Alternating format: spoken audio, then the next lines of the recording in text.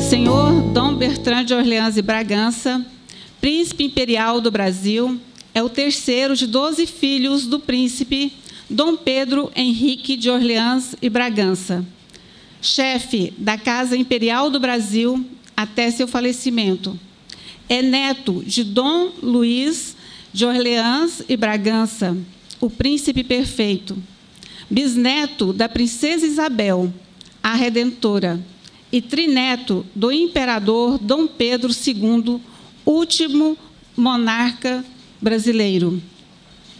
Nascido em 1941, no sul da França, onde o exílio da família imperial e a Segunda Guerra retiveram seus pais. Dom Bertrand veio para o Brasil logo após o término do conflito.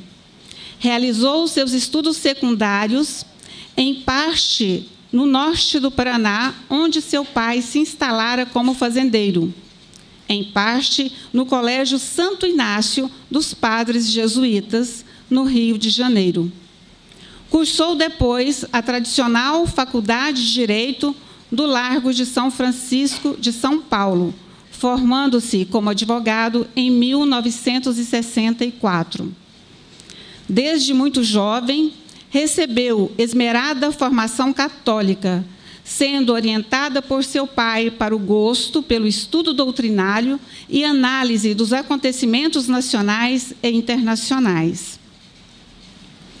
Dom Bertrand vem dedicando, pois, a sua existência à difusão de ideais católicos e monárquicos, vistos por ele como facetas distintas e harmônicas de um mesmo ideal. O príncipe imperial viaja com frequência ao exterior, sendo muito solicitado para eventos promovidos por correntes conservadoras, tanto na Europa como nos Estados Unidos, bem como na América Hispânica, aproveitando essas ocasiões para divulgar o Brasil real, por oposição aos distorcidos estereótipos que sobre ele circulam. Afeito desde a infância ao campo e ao ar livre, Dom Bertrand sempre encontrou tempo para a prática esportiva, equitação, caça, pesca submarina, esqui, tiro, montanhismo, várias atividades que em diferentes épocas o atraíram. Piloto civil, é reservista da Força Aérea Brasileira. Além do português, sua língua natal, Dom Bertrand é fluente no francês e no espanhol, buscando presentemente aprimorar-se seu domínio no idioma inglês. Passo com muita honra a palavra à Sua Alteza para que profira a sua palestra.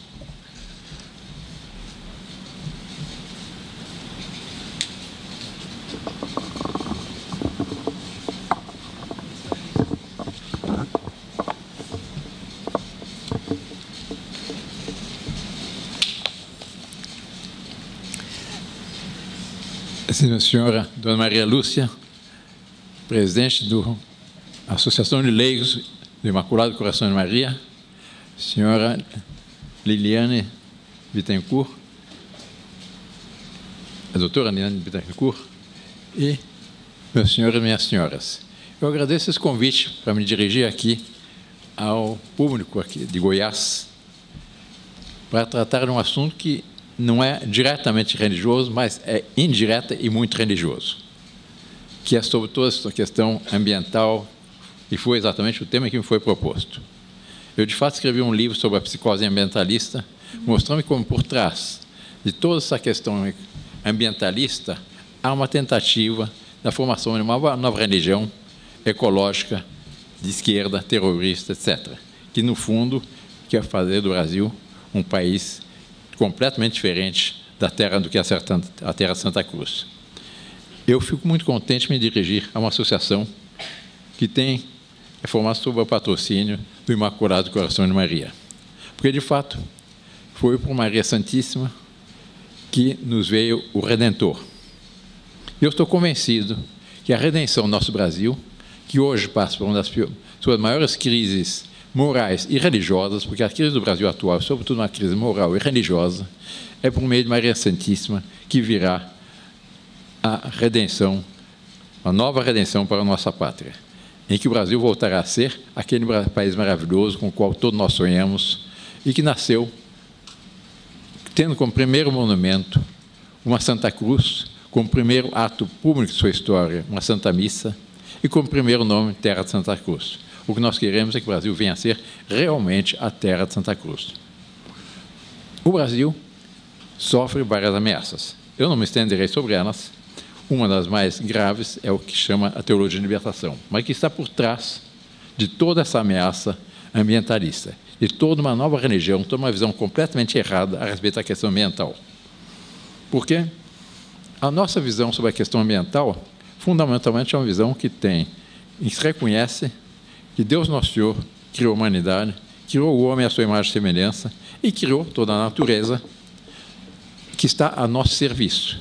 Ele criou todas essas maravilhas para que nós, homens, mais o glorifiquemos, mais o servirmos e mais batalhemos por essa realidade.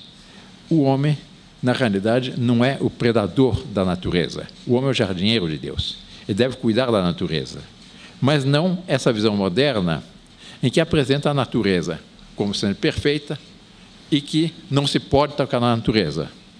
Não se pode cortar uma árvore, não se pode plantar um pasto, tem que acabar com o progresso, acabar com toda a agricultura, o agronegócio, etc. Eles acusam os homens de estarem depredando a natureza no Brasil. E é sobre isso exatamente que eu escrevi esse livro, mostrando que é exatamente o contrário. O Brasil é dos países mais bem conservados do planeta do ponto de vista ecológico. Basta dizer que o Brasil hoje tem 63% da sua área com a vegetação originária, exatamente como estava quando aqui chegou Pedro Álvares Cabral. Houve, nesses últimos tempos, toda uma gritaria contra o Brasil a propósito da crise amazônica. Então, nós estamos queimando o pulmão do mundo. E se o desmatamento não cessar, a partir de 2025 não haverá mais condições de vida no planeta. Isso não tem absolutamente nenhum fundamento. Em primeiro lugar, a Amazônia nunca foi o pulmão do mundo. Os cientistas, os verdadeiros cientistas, os verdadeiros ecólogos, não esses ecologistas loucos, os verdadeiros cientistas dizem exatamente que a respiração da atmosfera, a produção de oxigênio, vem sobretudo das águas, dos mares, que ocupa 75%, que é mais de 75%, 80% da oxigenação da atmosfera vem das águas. 20%, entre 20% e 25% vem do verde. Mas a Amazônia é uma floresta adulta e as plantas têm um superávit para a oxigenação da atmosfera quando estão em fase de crescimento. E não as florestas adultas. As florestas adultas, as plantas adultas, que elas lançam de oxigênio num período, elas consomem no outro. Quer dizer, a resultante para a oxigenação da atmosfera da Amazônia é exatamente zero. A Amazônia apenas atrai as chuvas. As nuvens que vêm do oceano, muitas vêm da própria África e chegam até aqui. Mas não é o pulmão do mundo. Por que ela traz a chuva? Porque é muito quente. Mas não é mais que isso. A Amazônia nunca foi nem será o pulmão do mundo. Mas, além do mais, a Amazônia está praticamente intacta. A NASA, a Embrapa, que são órgãos sérios, afirmam que da Amazônia, da rainforest, que é a floresta úmida, está intacta, está em 95%, está como estava quando aqui desembarcou Cabral. Eu estive há pouco na Amazônia, em Belém do Pará, também de Manaus, e lá me disseram, o estado do Amazonas está, 97% do estado do Amazonas está intacto. E Lá um coronel que serviu em São Gabriel da Cachoeira, serviu na Cabeça do Cachorro, toda aquela região, um militar. Ele me dizia, Amazônia, ele conhece aquilo com uma palma na mão, porque já o pai dele já havia servido naquela região, que também era militar. Dizia, nem com lança-chamas se consegue incendiar a floresta amazônica. Então, todo esse escândalo em que saía na Europa, que o Brasil está incendiando a floresta amazônica, e com isso o mundo vai acabar, não vai haver oxigenação, a população vai morrer, não tem fundamento nenhum. Não tem fundamento nem porque não é o pulmão do mundo, além de mais, nós não estamos cortando, não estamos queimando a Amazônia. Houve queimadas nas periferias da floresta, no sul do Acre, em Rondônia e, sobretudo, na Bolívia. Mas não era na floresta úmida, na chamada rainforest. Absolutamente não. A Amazônia está intacta. A única parte da Amazônia que também não era na parte da rainforest, mas era a parte mais cerrado, etc., mas faz parte da Amazônia legal, porque deve distinguir o que seja o bioma amazônico, a rainforest, do que seja a Amazônia legal. A Amazônia legal inclui todo o estado do Amazonas, do Pará, do Tocantins, do Mato Grosso, parte do Maranhão, depois o Acre, Rondônia, Roraima, o Amapá, etc. São 8 estados. Isso é muito maior que a Amazônia. Em Roraima, por exemplo, tem uma parte de floresta amazônica, mas a maior parte são as chamadas savanas de Roraima. Que quem afirma isso não tem nenhum conhecimento de ecologia, não conhece qual é a realidade do Brasil. São o que o pessoal chama, os verdadeiros ecólogos são ambientalistas escoceses, porque ficam em Copacabana, bebendo uísque escocês e pretendendo redesenhar o Brasil. E a gente não sabe se tem um pé de alface, um pé de couve, um pé de repolho. Não conhece a realidade. A Amazônia está intacta. Mas o que é que existe em torno disso? Existe, da parte, e aí que está o que nos importa como brasileiros, uma ambição em que querem realmente nos confiscar a Amazônia. Essa é a realidade que há por trás de toda a questão ecológica da Amazônia. Eles querem nos confiscar a Amazônia. Já isso é antigo. E são dois braços de uma tenaz. Um é o braço dessas ONGs, dos globalistas, e que já vem desde do presidente Al Gore, que é vice-presidente dos Estados Unidos, que diz que os mares vão subir 8 metros, 10 metros, porque os polos estão derretendo, etc., etc., e como acabou de comprou há pouco uma mansão na Califórnia, à beira-mar, praticamente no meio do mar, que é um charlatão. Aliás, o livro dele, os filmes dele foram proibidos na Inglaterra, porque foi provado cientificamente que é um charlatão. Mas dizem, o que é que ele dizia? Isso em 89 já dizia. Ao contrário do que os brasileiros pensam, a Amazônia não é deles, mas é de todos nós. Por quê? Porque é o pulmão do mundo. O presidente da França, François Mitterrand, dizia: o Brasil precisa aceitar uma soberania relativa sobre a Amazônia. Aquele Gorbachev da Rússia, já em 92, um pouco antes de ele cair, ele dizia: o Brasil deve delegar parte de seus direitos sobre a Amazônia aos organismos internacionais competentes. O primeiro-ministro da Inglaterra: as nações envolvidas devem estender o domínio da lei ao que é comum de todos no mundo. As campanhas ecologistas internacionais sobre a região amazônica estão deixando a fase propagandística para dar início a uma ofensiva operativa, uma fase operativa que pode definitivamente ensejar intervenções militares sobre a região. Agora nós vimos em Osaka o presidente Macron da França exatamente enfrentar ao nosso presidente, nosso chefe de Estado, porque nós estamos queimando o pulmão do mundo. E o nosso chefe de Estado fez muito bem, disse para eles: olha, não é verdade. Isso é uma psicose ambientalista. É exatamente o título do meu livro. E depois ele esfregou no rosto dos jornalistas, como saiu na internet. Porque mandou chamar: onde é que está o livro do príncipe? Onde é que está o livro do príncipe? Está aqui, esse livro aqui.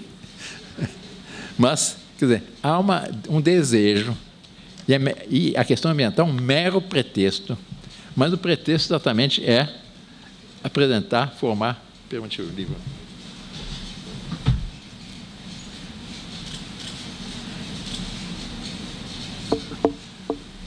É um pretexto revolucionário. Exatamente, o livro se chama Psicose Ambientalista, os bastidores do ecoterrorismo para implantar uma religião ecológica, igualitária e anticristã. Eles querem uma religião completamente diferente. Eles querem uma religião panteísta. Eles não querem a religião católica, em que nós reconhecemos que é um Deus criador do céu e da terra, infinitamente sábio, infinitamente bondoso, infinitamente justo. Um Deus que nos veio, nosso Redentor, nosso Divino Redentor, nosso Senhor Jesus Cristo, que nos veio por meio da Santíssima Virgem. Mas querem uma religião nova, que é a teologia de libertação. Eles são panteístas. É a Gaia, a Pachamama, etc., etc. Não tem nenhum fundamento. Quer dizer, é mero pretexto das ambições internacionais, por um lado, e depois eu me estenderei um pouco também sobre isso, da teologia de libertação. Porque eles querem acabar com a nossa Amazônia, eles querem conquistar a Amazônia. Agora, infelizmente, houve esse sínodo da Amazônia em Roma, promovido por aderentes à teologia de libertação, em que exatamente insistiam que a Amazônia é um patrimônio da humanidade. E que, se exatamente veio desses ambientes católicos, como católico eu lamento enormemente, quer dizer, se não houver uma intervenção urgente na Amazônia, a partir de 2025 não haverá mais condições de vida na humanidade. Isso não tem nenhum fundamento.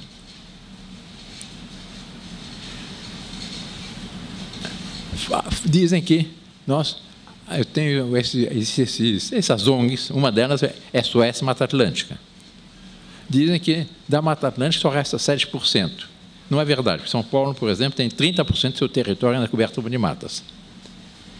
Mas, de fato, uma boa parte da Mata Atlântica foi derrotada. Acontece que quem pensa em Mata Atlântica tem a impressão que é só aquela terra, a parte da Serra do Mar, etc., etc., e essa que está sendo devastada, etc. Não é verdade também, porque a Mata Atlântica inclui, o chamado a Mata Atlântica legal, inclui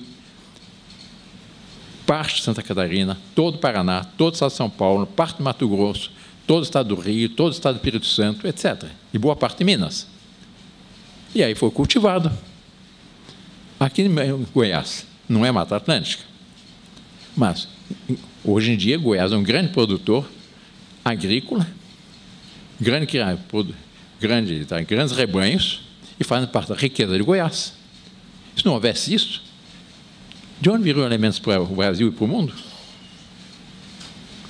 E o Brasil, segundo pesquisa da Embrapa, o Brasil tem 850 mil quilômetros quadrados. Milhões de quilômetros quadrados. O Brasil tem de agricultura apenas 70 milhões de hectares. 850 milhões de hectares, perdão. Só tem 70 milhões de hectares de agricultura. E mais, um pouco mais do que isso, de pastagens. E com isso o Brasil, para terem ideia que seja o potencial no Brasil, aqui nós não tomamos conhecimento disso, mas o Brasil, segundo dados de órgãos internacionais, nós brasileiros alimentamos 1 bilhão e 500 milhões de pessoas. Quer dizer, praticamente um quarto da humanidade se alimenta com alimentos que nós brasileiros produzimos. A humanidade tem cerca de 7 bilhões de habitantes, 1 bilhão e 500 bilhões de pessoas se alimentam com alimentos produzidos pelo Brasil. E essa é a nossa contribuição, nós temos que dar. Porque se a Divina Providência não deu áreas tão grandes, não é apenas para benefício do Brasil. É claro, em primeiro lugar é para o Brasil. E o Brasil alimenta sua população. E alimenta, além de sua população, mais 1 bilhão e 300 milhões de pessoas. E, graças ao desenvolvimento extraordinário da nossa agricultura, os alimentos chegam às mesas dos brasileiros na metade do preço, que em valores absolutos, metade dos preços que chegavam há 20, 30 anos atrás. Porque a produção aumentou espetacularmente, graças às técnicas agrícolas. Essa é a nossa realidade. Quer dizer, o Brasil tem um potencial simplesmente fabuloso. O Brasil tem mais 180 milhões de hectares a serem aproveitados por agricultura, que são 3 vezes mais, praticamente, e daria para tranquilamente para alimentar o planeta. Sem contar os progressos que a agricultura vem fazendo, e as produções vêm crescendo de uma forma simplesmente espetacular. Graças ao quê? Ao espírito empreendedor do povo brasileiro, à inteligência do povo brasileiro, ao empreendedorismo, etc. Essa é a realidade. Não tem nenhum fundamento. Outra coisa que esses ambientalistas dizem, não, o aquecimento global. Mentira. Os cientistas dizem, com toda razão, que a questão é cíclica. Houve períodos muito mais quentes na humanidade. Por exemplo, a Idade Média. Os historiadores dizem que o progresso que houve na Idade Média foi por causa do longo período quente da Idade Média. É chamado longo período quente da medieval, em que se plantavam videiras na Inglaterra, no norte da Inglaterra. Hoje não se planta mais nada, porque tudo esfriou. A Groenlândia, como é que chama? Greenland, terra verde. Era verde. Tinha cidades, bispos, etc. Hoje é um pedaço de gelo. Eu me lembro uma vez, eu peguei um avião em Frankfurt e devia terminar em Washington, mas depois Washington fechou por causa da nevasca. Eu fui parar em Filadélfia, nos Estados Unidos.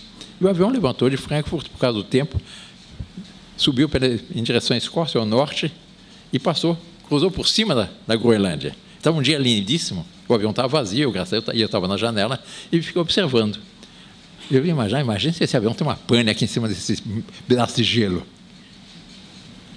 Tudo gelado, gelado, gelado, gelado, gelado. Hoje, antigamente chamava Greenland, terra verde.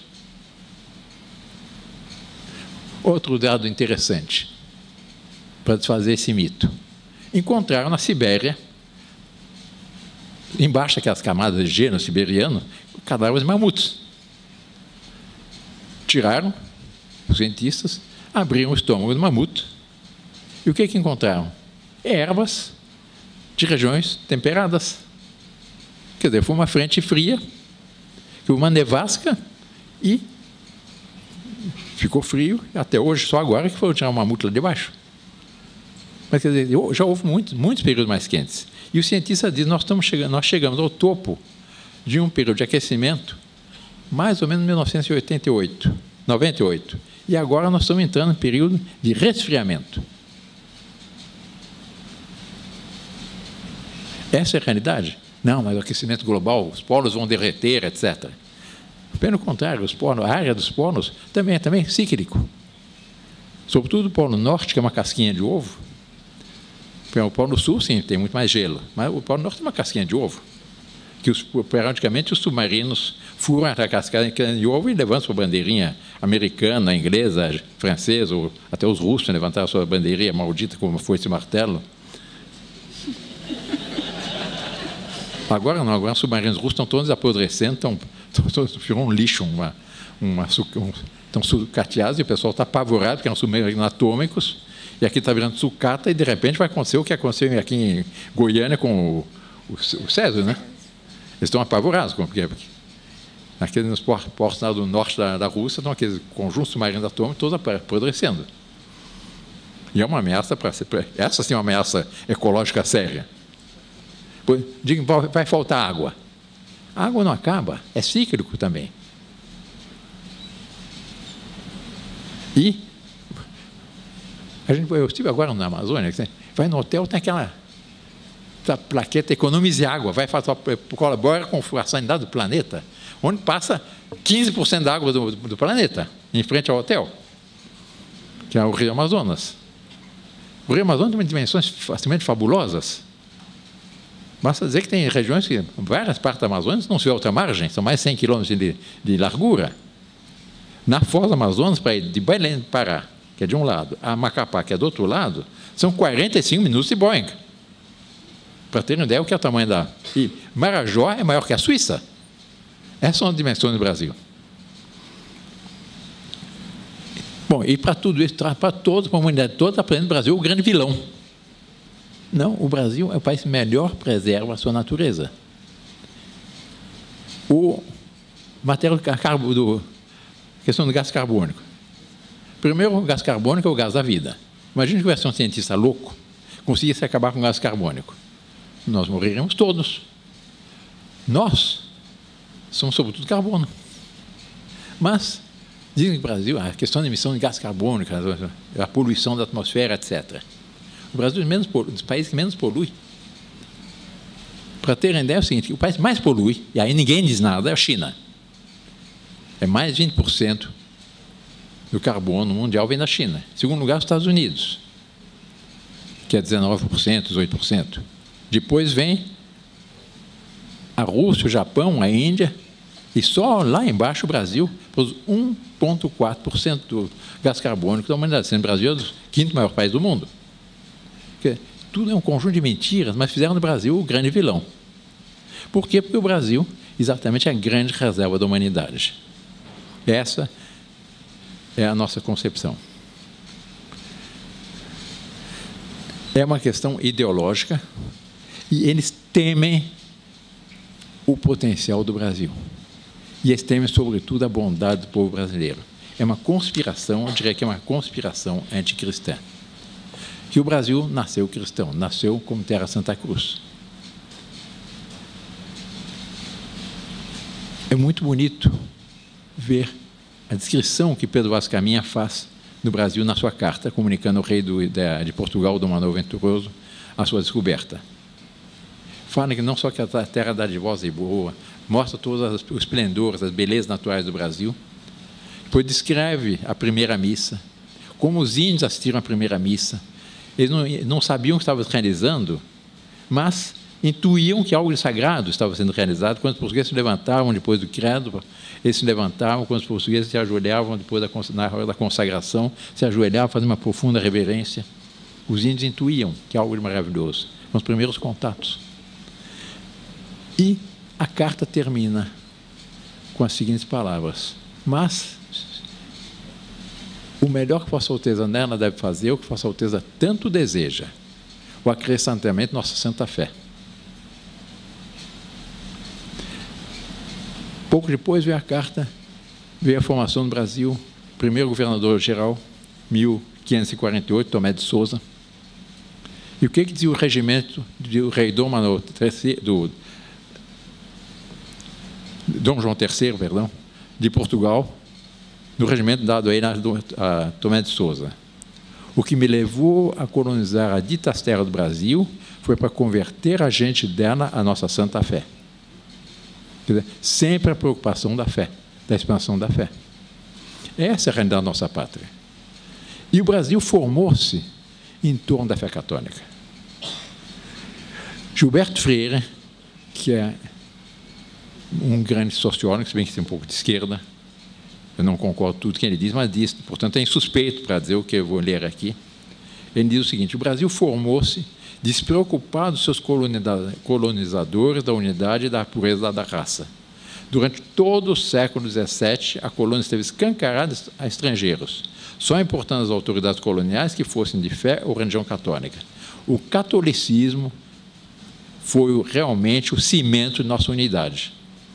Se o Brasil é uno, se o Brasil tem uma consciência de unidade nacional como poucos países do mundo têm, se deve exatamente a isso. E é esse povo em que houve umas coisas uma verdadeira bênção, que foi a miscigenação.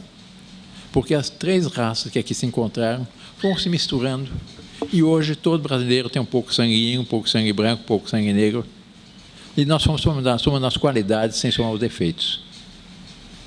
Nós somamos a fé e o espírito empreendedor do português, a bondade e a força da raça negra, e o espírito intuitivo e maravilhável do índio. Nós temos muito do índio, a começar pelo nosso modo de falar mais claro que portugueses.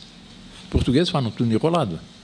Eu mesmo, quando vou a Portugal, levo um certo tempo para entender o português. Uma vez veio um amigo português aqui no Brasil nos visitar, e eu sabia que ele falava castelhano. Em certo momento, eu disse: por favor, me fala isso em castelhano, porque eu não entendo sua língua. Por que nós falamos aberto? Por causa do índio. Os índios falam de forma aberta. Outra coisa que nós herdamos portugueses é a nossa sacrossanta mania de tomar banho. O europeu não toma banho todo dia, uma vez por semana, e olha lá. Nós, passar um dia sem tomar banho é inimaginável. Isso vem aqui do índio. E assim, várias qualidades, nós fomos somando as qualidades sem somar os defeitos. E o resultado desse povo fabuloso, cuja principal característica é esse calor humano no relacionamento. Não há nenhum país que tenha tanto calor humano no relacionamento quanto nós brasileiros. Quem não viajou para o exterior não tem um dado para aferir o que seja o nosso povo. O gosto que o brasileiro tem de ajudar, de fazer amizade, etc. É um povo extraordinário. E eles veem o potencial desse povo. E isso é que eles não querem. E, sobretudo, eles começam a ver algo que está renascendo no Brasil, que é a fé católica. Diz um grande Papa, os papas que eu mais admiro, junto com São Pio X, que é o bem-aventurado Pio IX, ele diz textualmente, no encíclica Quanta Cura, diz, as nações subsistem quando tem por base a fé católica. E disse uma coisa que eu gosto muito, sobretudo enquanto príncipe, em que os nossos governantes esqueceram, e que é que o poder foi dado aos reis e aos príncipes, naquele tempo a maioria das nações eram monarquias, não apenas para o governo dos seus povos, mas sobretudo para sustentar a Santa Igreja Católica. Porque que maior interesse poderia ter um chefe de Estado do que ter uma população católica que respeite os 10 mandamentos da lei de Deus? Haviam ladrões? Não. Falta de respeito aos pais? Não. Assassinatos? Não. Imoralidades? Não. Seria o que Santo Agostinho descreve na cidade de Deus, que seria fazer deste mundo uma antecâmara do céu. Aqui nós rezamos todo dia no Padre Nosso, quando dizemos, venha a nós vosso reino, seja feita a vossa vontade, assim na terra como no céu. Porque a nossa missão é fazer exatamente de nossa pátria uma antecâmara do céu, em que a virtude seja a regra e o pecado seja a exceção combatida. Essa é a realidade. Mas isso que eles temem, porque eles veem também que há um renascer católico, um renascer cristão no Brasil, como nunca houve. A prova, boa parte está aqui, a maioria que estão aqui nessa sala são jovens. Eu estive agora, nesse fim de semana, sexta, sábado, domingo, no Fórum Cristo Rei, no Rio de Janeiro, que é uma coligação de movimentos católicos de jovens. 750 jovens. O que os reúne o que é? O desejo de um Brasil católico, são militantes, eles são tradicionalistas e são monarquistas, a grande maioria. Quer dizer, um regime que corresponda à boa não posso poder na criação. Porque ninguém reza no Pai Nosso, vem a nossa vossa república. Se ninguém reza, vem a nosso vosso reino. Porque Deus não é republicano. E a Santíssima Virgem, a Rainha do Céu, não é a primeira dama do céu. E eu desafio as senhoras, as moças aqui presentes, a respeito de um ponto. Imagine que uma das presentes quisesse abrir uma loja de roupas infantis, pudesse escolher entre 2 nomes. A filhinha da primeira dama ou a princesinha? Qual escolheriam? Quem escolhesse a filhinha da primeira dama é a falência, né? Quer dizer, essa é a realidade. Que Deus fez a célula básica da sociedade, qual é? Por instrução divina. Família. E na família o pai é rei, a mãe é rainha, os filhos são os primeiros herdeiros. Numa fazenda, é a mesma coisa. O fazendeiro é um pequeno rei. Na padaria, o português lá atrás da sua caixa registradora é um pequeno rei. E a esposa portuguesa também é a rainha. Quer dizer, mas isso é interessante ver como no Brasil inteiro esses ideais estão renascendo. E é exatamente o que os brasileiros bradavam nas ruas quando acabaram com o PT. Quero o meu Brasil de volta. O que é esse Brasil de volta? É a Terra Santa Cruz. A terra que o símbolo máximo seja Santa Cruz, nosso Senhor Jesus Cristo. Uma nação redimida por sangue infinitamente precioso, nosso Senhor Jesus Cristo. A esse povo, Deus, nosso Senhor, deu um território de dimensões continentais. Nós temos a maior área cultivável do planeta. Nenhum país tem uma área cultivável tão grande quanto a nossa, sem mexer na sacrossanta Amazônia. E também na Amazônia não adianta, porque, por exemplo, soja não cresce na Amazônia. Não, está havendo o crescimento tem que parar com a usina de açúcar, porque estão invadindo a Amazônia. Cana também não dá na Amazônia. É tudo uma ilusão. São um conjunto de mentiras. Eles mentem. Já dizia Voltaire, mentir, alguma coisa restará. Então ficam essas mentiras pairando com uma espécie de fantasma do aquecimento global, a questão do gás carbônico, a camada de ozônio. Hoje em dia ninguém mais fala na famosa camada de ozônio. Antigamente tinha que acabar com os aerosóis, tinha que acabar com aqueles creme de barbear que tem naqueles tubos com aerosol. Por quê? Porque vai acabar com a questão da camada de ozônio. Tudo isso acabou. É tudo mentira. E esse país, com essas dimensões continentais, Deus nos deu absolutamente tudo. Nós temos diamantes, nosso subsolo é o mais rico do planeta. Petróleo, urânio, nós temos as maiores reservas de tório do mundo. O tório é um mineral recentemente explorado, que é mais potente que o urânio, sem os inconvenientes do urânio. Agora descobriram o chamado grafeno, que é uma nova coisa, é uma espécie de produto tirado do grafite, que com quais vão fazer coisas simplesmente fabulosas, porque é mais duro que o aço. E com 1 grama de grafeno, se faz uma extensão, uma faixa de 2.400 metros quadrados. E vão fazer pneumáticos, vão fazer peças de aviões, vão fazer não sei quanta coisa. Um grafeno, uma coisa que existe aqui no Brasil, existe 7 laboratórios de grafeno no planeta, um dos quais está em São Paulo. E são cientistas brasileiros. Nós temos bauxita, temos nióbio, temos absolutamente tudo. Mas aí, isso é que estão cobiçando do Brasil.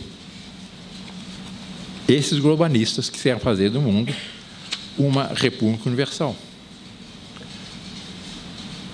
O Brasil é o celeiro do mundo. Nós temos o maior rebanho bovino comercial do mundo. Nós 80% do suco laranja, cada 5 copos de suco laranja bebe no mundo, 4 vem do Brasil.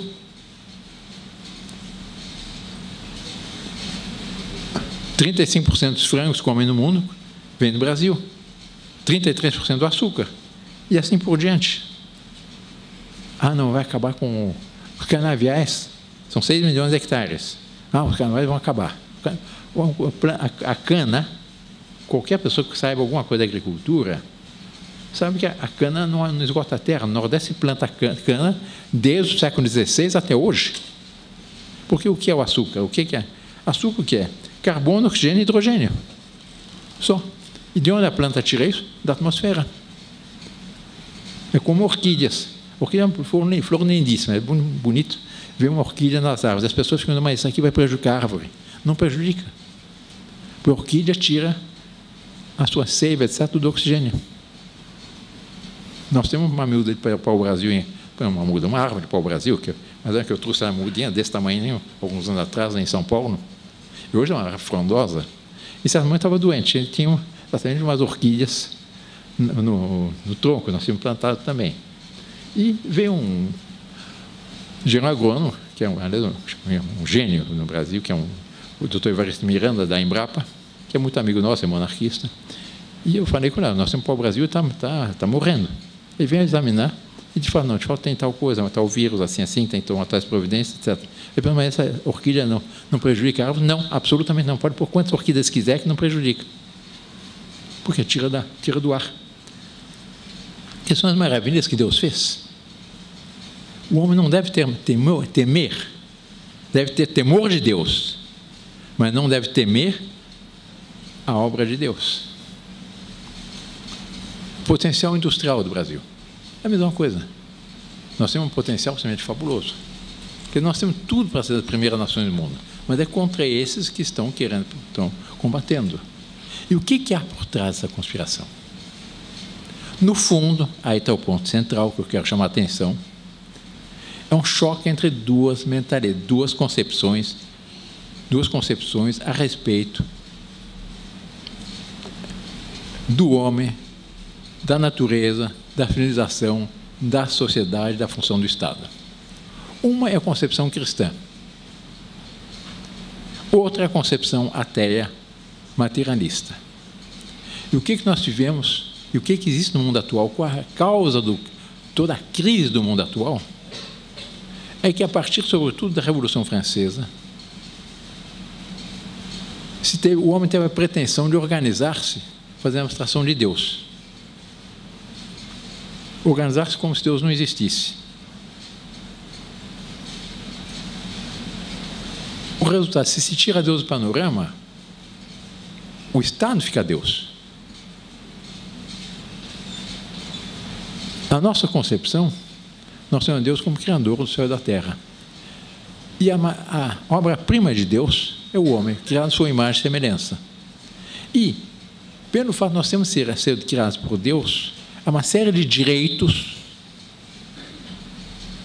humanos, que não são o direito da Revolução Francesa, a Declaração de Direitos Humanos da Revolução Francesa, que ninguém sabe, mas o texto da Declaração de Direitos Humanos que foi apresentada, o grande modelo, foi escrito em papel, em pele humana, dos que foram mortos pela Revolução Francesa.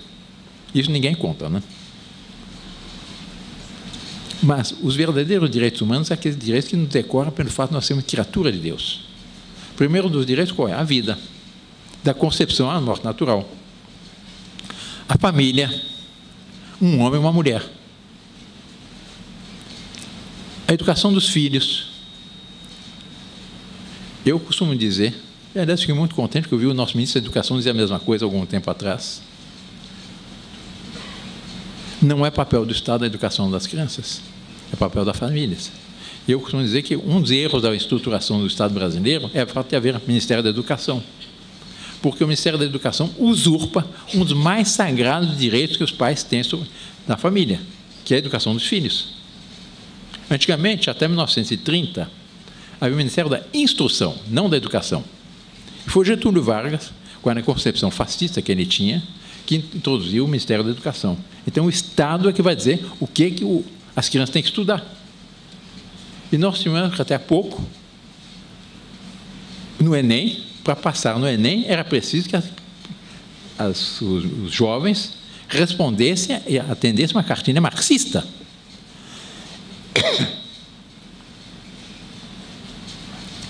Agora está mudando.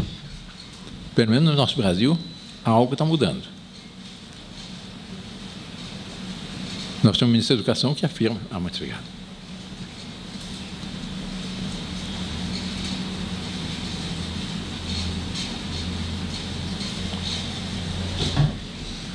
Um ministro da Educação que afirma que a educação, o grande responsável pela educação são as famílias. E são aqueles 3 princípios que o Papa Bento XVI diz, são 3 pontos inegociáveis. Não se pode ceder. A vida, da concepção à morte natural, casamento homem e mulher e o sagrado direito dos pais a educar os seus filhos. Esses 3 pontos nós não podemos negociar. São os direitos mais sagrados que todo homem, toda criatura de Deus tem. Mas depois, continua, o direito ao salário justo e familiar. É um direito natural que antecede o Estado. Como a vida não é uma concessão do Estado, a propriedade privada não é uma concessão do Estado, é um direito natural. Decorre do quê? Do fato de nós sermos livres e inteligentes. E o homem, o que é propriedade? A definição mais curta, mais cristalina de propriedade está na encíclica Renovaram do Papa Leão XIII. Trabalho acumulado. Eu trabalho no dia a dia o necessário ao meu sustento. Eu trabalho algo a mais do que necessário ao meu sustento. Dia após dia eu vou acumulando esse algo a mais. Com isso eu formo meu capital, a minha propriedade. Eu compro minha roupa, meu automóvel, minha casa, minha fazenda, minha empresa. Eu faço, e eu sou livre, eu posso fazer o que eu bem entendo. Claro, tem que respeitar os interesses da sociedade, tem que respeitar a lei de Deus, etc. Não posso esbanjar o dinheiro, jogar fora, etc. Mas é fruto do meu trabalho. E, se eu não sou dono de fruto do meu trabalho, sou um escravo do Estado. Aliás, no Brasil, nós somos 40% oficialmente e mais 60% na realidade escravo do Estado, que são as cargas tributárias que nós pagamos, são 40% praticamente, e mais 20 e tantos por cento do que o Estado promete dar e que não dá. Eu, quando trato desses pontos, o Estado só deve fazer aquilo que a sociedade, no seu conjunto, for capaz de fazer. O que só o Estado pode fazer? A justiça, Ninguém vai privatizar a justiça. A segurança. Não vai se privatizar a segurança também. Ou, às vezes, a gente tem que privatizar, tem que ter empresa de segurança privada para defender os bancos, isso é normal também. Inclusive, certas coisas meio clandestinas. Em casa, não. Eu moro numa casa em São Paulo. Não conto pecado, não conto pecador, não vou dizer quem é o nome, quem é, etc. Mas tem um guardinha que tem uma guarita e que recebe uma mesada de toda a vizinhança. E um dia assaltaram uma casa praticamente frente à nossa. Eu perguntei para ele: fulano, o que aconteceu com a casa de tal pessoa? Não sei, não me paga. Entenderam? Bom, essa é a realidade. Isso está baseado no quê? Na boa posse por Deus na criação. Está no primeiro livro da Sagrada Escritura, no Gênesis, que diz: Deus criou, pois, o homem à sua imagem. A imagem de Deus o criou, homem e mulher os criou. Então Deus abençoou e disse: frutificai e multiplicai-vos, enchei a terra toda e sujeitai-a. Dominai sobre os peixes do mar, as aves do céu, sobre todos os animais que se arrastam sobre a terra. E diz mais: eis que vos tenho dado todas as ervas que produzem semente, as quais se acham sobre a face de toda a terra, bem como todas as árvores em que há fruto, que dê semente, ser-vos-ão para mantimento. Porque Deus fez a natureza para nós, não nós para a natureza. E o homem é o jardineiro de Deus, mas não é um predador. E o Brasil, hoje, se viaja aqui pelo Goiás, pelo Mato Grosso, por todos esses estados, e vê essas plantações extraordinárias, esse é sempre progresso. Nós soubemos tirar proveito da natureza que Deus nos deu. Isso é um mal? Não, muito pelo contrário, é um bem. Nós estamos realizando o plano de Deus para a nossa pátria. Inclusive pelo fato de hoje, porque tem várias nações que não têm o que comer. Se não fosse os alimentos que vêm do Brasil, não teriam o que comer. Por exemplo, os países árabes. Eles têm petróleo, mas o resto é tudo areia. De onde é que vem a carne? De onde vem os frangos? De onde vem a soja? Etc. Vem do Brasil. A própria China. Diziam os petistas: não, cuidado, não podemos romper com a China, tem que agradar a China, etc. Porque nós dependemos da China. Eu disse: não, senhor, ao contrário. Os chineses dependem de nós. Porque se eles não tiverem a soja brasileira, eles morrem de fome. Essa é a realidade. Deixa eu ver. O homem, Deus fez a natureza para o homem, não o homem para a natureza. Essa é a nossa concepção a respeito do problema ecológico. Nós não somos ecologistas, nós somos a favor das verdadeiras, não somos ambientalistas, nós somos a favor da verdadeira ecologia. Mas, exatamente como eu disse, a causa dos males atuais, no mundo todo, é exatamente essa pretensão do homem organizar-se como se Deus não existisse. O resultado é que também acaba a liberdade. Porque o Estado se julga Deus e o Estado que acha que tudo se resolve com leis. Ora, eu não sei quem aqui nessa sala estudou direito como eu. Bom, doutora Viviane, doutora Maria Lúcia e várias outras estudaram, doutora Liniane, doutora Maria Lúcia, são formados em direito. Eu também, certamente há vários outros aqui em direito. Ali tem um de paletó em gravata, que eu acho também é. Bom, tem vários são advogados aqui nessa sala. O que nós aprendemos nisso, então, nos primeiros cursos a respeito dos princípios gerais de direito, qual é? Plurem lex pessima res publica. Quanto maior o número de leis, pior a coisa pública.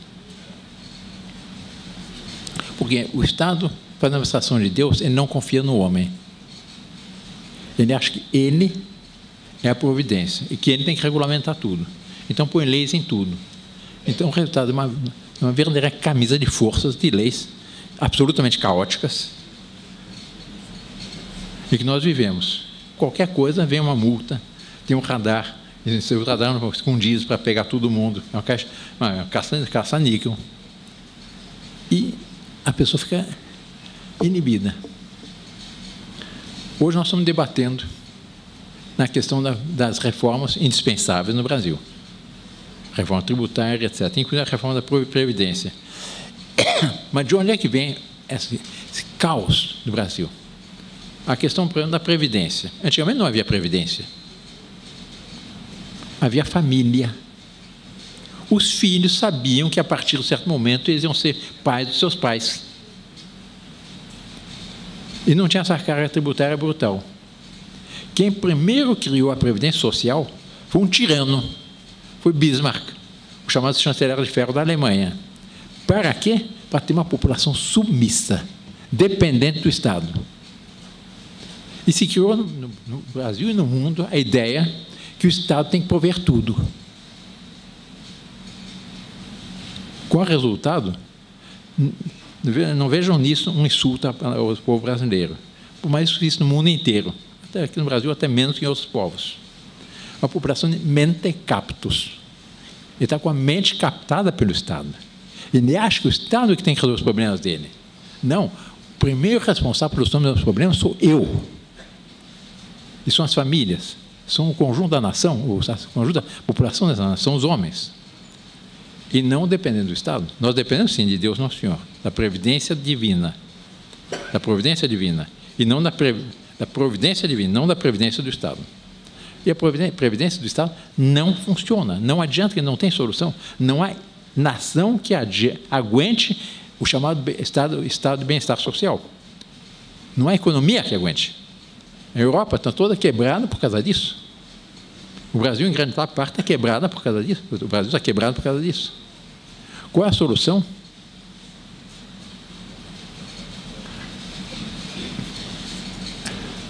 É repor a Deus no centro da nossa vida. Nesse sentido, o presidente Bolsonaro,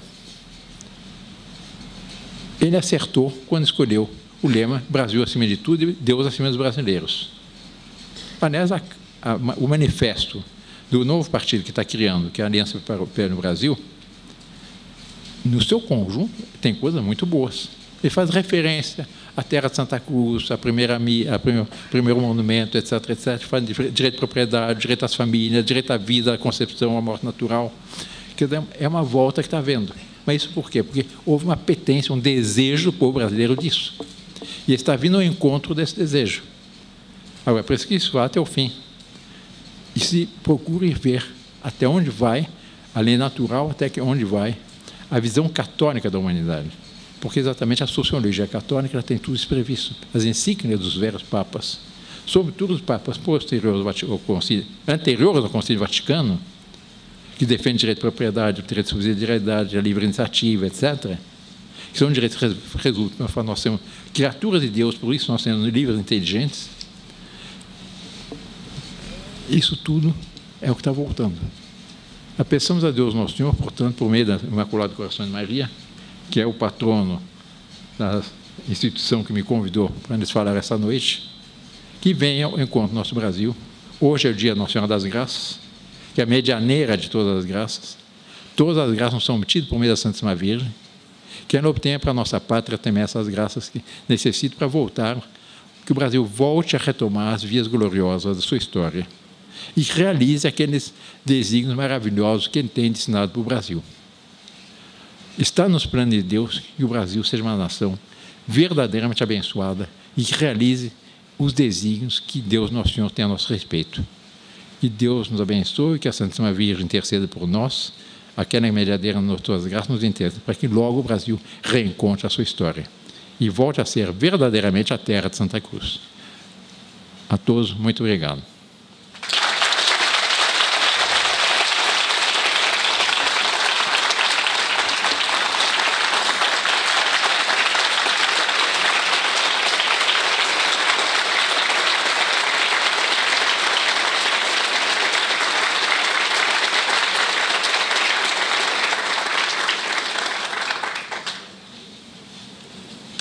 Eu vejo nesses aplausos, sobretudo, a manifestação de desejo que todos nós temos de que o Brasil venha a ser aquele com que todos nós sonhamos, que é um país abençoado por Deus, abençoado pela Santíssima Virgem, e assim o país realmente possa realizar o imenso potencial que Deus deu ao nosso povo e as imensas riquezas que Ele está à nossa disposição. se o Brasil fosse honesto, se não houvesse, o Brasil é honesto, mas se não houvesse uma máfia que domina esse nosso país, o que seria desse país?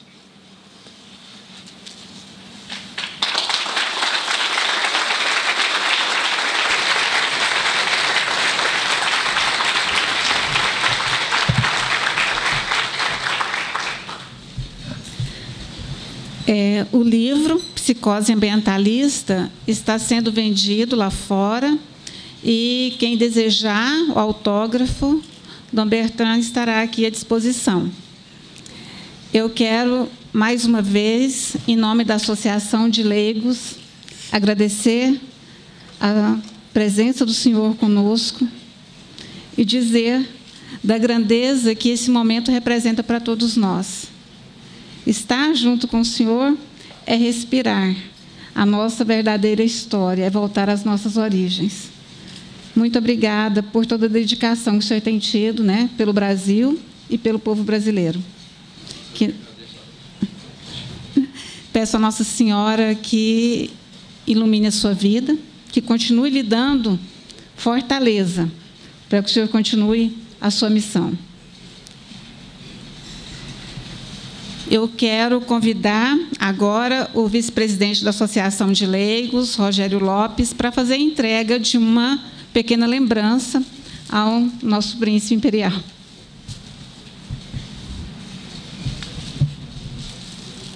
pequena lembrança.